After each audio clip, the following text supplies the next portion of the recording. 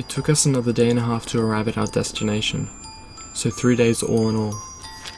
Since it was on a Friday night that we've eloped, like Cassandra loved so much to say, it was now obviously Monday, late in the evening. The moment we've entered the core of the city, she became ecstatic. At every street corner, she would like, "Oh," or "Look, look, look, it's so beautiful," or again, "I want to go there, let's go there, alright?" And every time, I would just keep my eyes on the road, half listening to her, and when I feel like she's pestering me too much, I would simply say something like, "We need to find a place to crash first. Be patient, alright?" She was so excited about trivial things that I started wondering what kind of life she has led up until then. She was a prostitute, right? Then why do I feel so much like I'm with a kid somehow? Was it really a good thing to bring her with me? To bring her to such a place? One thing we didn't have to worry about though was our budget. I had lots of economy from my old part-time job as well as my current one. Well, current might not be the case anymore, but whatever. Since I lived my life up until then pretty much modestly, or more like pathetically, I had more than enough for the both of us for quite a respectable amount of time. Obviously the first place we decided to hit was the mandatory casino. I mean, that's pretty much all there is to see here, so we've drunk a lot. And when I mean a lot, I mean we didn't as much think of ever stopping throughout the night. She looked at everything with eyes full of curiosity. The old people on their slot machines would be very intriguing to her. She could gaze at them for 30 minutes without end.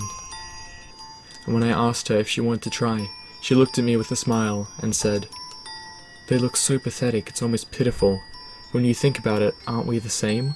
We pass our lives routinely doing the same emotionless movements, forgetting even about the meaning behind it.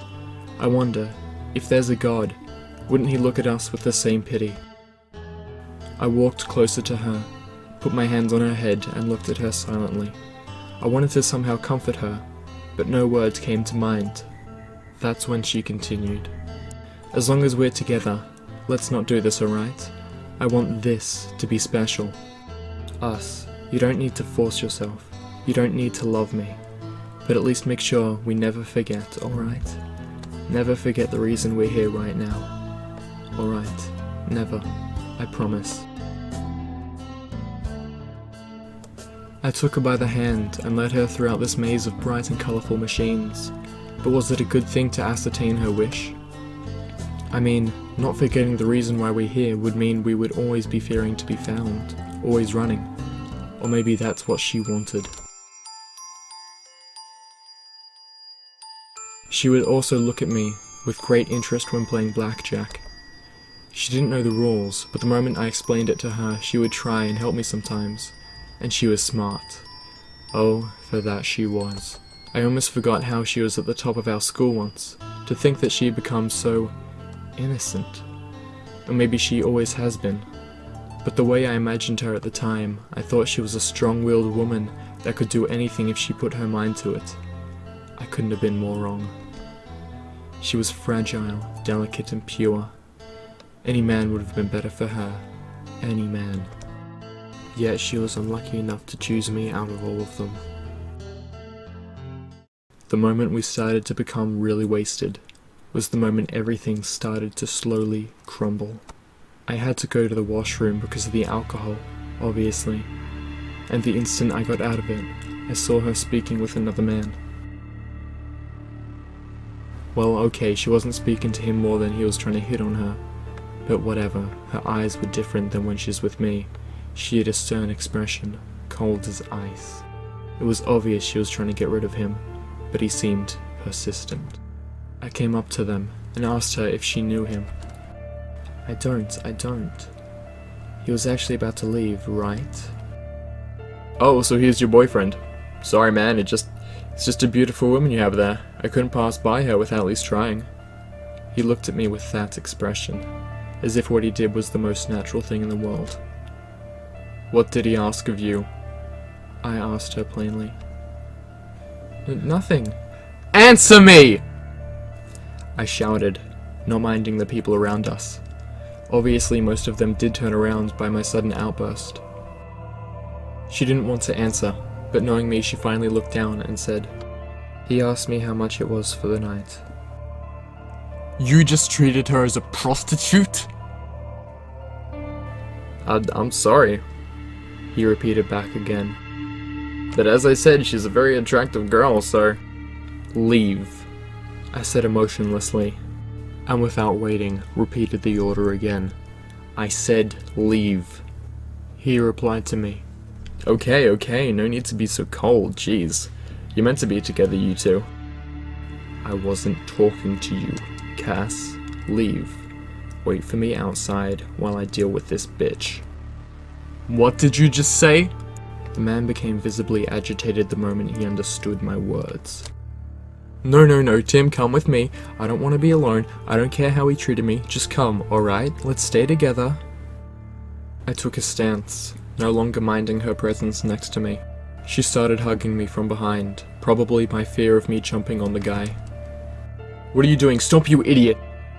But before I could finish my sentence, I was hit in the face by the man in front of me. He probably took her action as an opportunity to hit me by surprise. I almost lost my balance, but was somehow able to keep my ground. If I stumbled right now, I would fall on her. A second hit came, and I had no other choice but to take it yet again. I fell on her knee. At that moment, she finally understood what was happening, as she decided to protect me from up in front instead. Leave him alone, don't you see he's not in any position to fight? The guy did stop by her words, but then he said something along the lines of, "Next time know who you're dealing with, punk," before leaving as though he just conquered the world.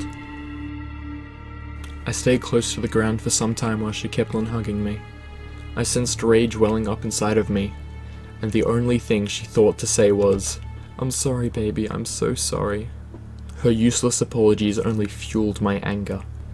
I got up from the ground without looking at her, and started walking towards the nearest bar. I wanted to be alone. I knew what would happen if she kept on following me, but sure enough, there was nowhere for her to go. I drank a couple of shots on my own. She was sitting next to me, but I ignored her. She didn't ask for a drink herself, nor did she start a conversation, but she kept on looking at me. I was the center of her whole world. That's how I felt at that very moment. After that, I went outside dejectedly. I was so drunk, I don't even know how I was able to walk so straight. That is, if I was really walking straight to begin with. It was nighttime, maybe 2 or 3 in the morning. She was shivering somehow. She repeated that she was cold multiple times over. I didn't really understand how it was possible, since it was relatively hot at that moment. I lit a cigarette, and simply looked at one point in space without thinking much of anything. Until... Hold me. Please? I'm cold. Get lost. She was annoying. But I want to be close to you. Please. She didn't change gear, even though I was so frigid towards her. She never did, but tonight it was even more than that. She outright showed her dependence on me. No. She approached me nonetheless. The moment her hands touched me, I pushed her hard to the ground. She fell on her butt, her face slightly contorting in pain. Others were looking at me. It seems like I was the bad guy tonight. I couldn't care less. I didn't feel anything. I looked at her, emotionlessly. She staggered back to her feet, and when she did, she kept her smile on her face, only looking at me. She walked again towards me, and said, "Again." She wanted to be pushed again. What the fuck was her problem? She again stumbled on the ground, got back on her feet, and walked up to me. I started laughing. How the fuck was she so stupid? Doesn't she understand how mad I am right now? Do I even understand it myself? I pushed her. On the ground she was laughing like me, I guess, but this time she had a harder time getting back up. People were eyeing us as though we were not part of their world.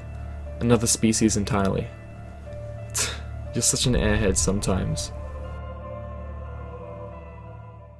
My anger had totally dissipated thanks to her stupid act. I helped her back on her feet, and we entered the casino anew. She was happy. She locked arms with me, and was holding me so tight that I had no other choice but to leave her to her own devices. We walked past a multitude of tables, all of which had different ways of carelessly losing your money. She took notice of one in particular. "I want to try this one. Give me 20. Alright.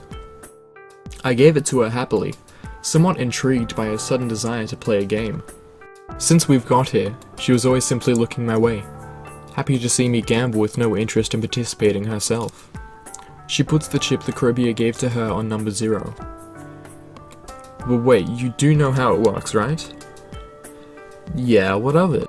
You know you only have one chance out of 37 while playing like this. Sure. The roulette started turning and turning, and soon enough the little ball slowed down to stop inside one slot in particular. And sure enough, that slot wasn't number Wait, what? Yay, I won, babe! How is this fucking possible? Yeah, I know, less than 3% is still more than 0. Still. She had won a little more than $700. She wanted to give it to me, but I didn't accept it. Even if she didn't necessarily work for it, it feels as though she used a lot of her unused luck to win it. She bought us 2 bottles of wine, and we finished the night at our hotel.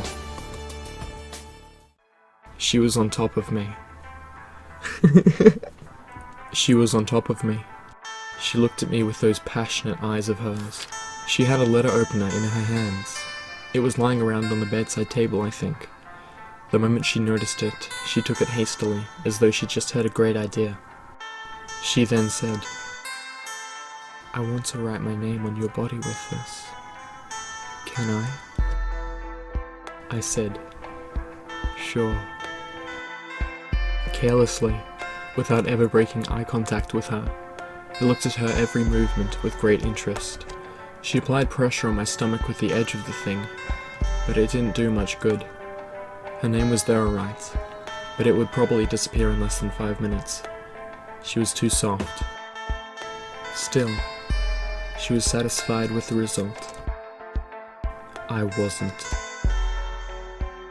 She looked at my stomach, contemplatively. I took that opportunity to grab the hand with which she held the letter opener and pushed it hard on my belly. "What are you?"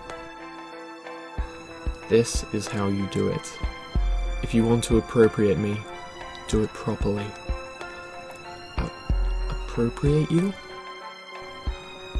I didn't reply to her. My eyes were enough to convey my thoughts. I don't want to hurt you. If you don't want to, then get off me. She cried. Right then she cried. But while doing so, she started carving her name on my body thoroughly. Because those weren't tears of sorrow. She was genuinely happy.